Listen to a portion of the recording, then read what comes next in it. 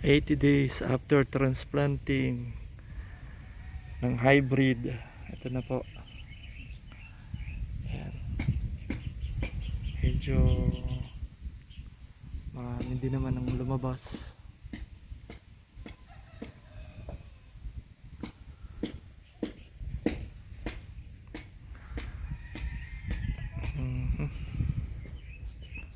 Iba na kayo po, iba hindi, kasi iba inatake na ng atangya. Konti lang naman yon, di naman mawawala yon sa palayan. Ito ang ating hybrid.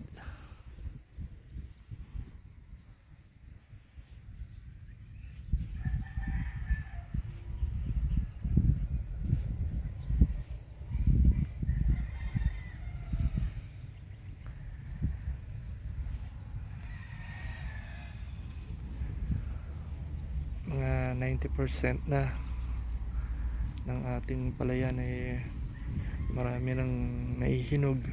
Yung iba hindi pa. Antayin na lang natin sa siguro after 2 weeks. Yung iba dyan hinog na.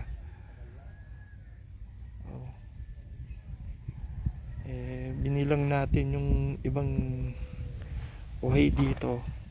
Marami din naman. Umabot ng 300 yung iba. Iba naman mga nasa 100 lang. Iba-iba. Pero average mga 300 plus. Ayan siya. Yan ang hybrid natin.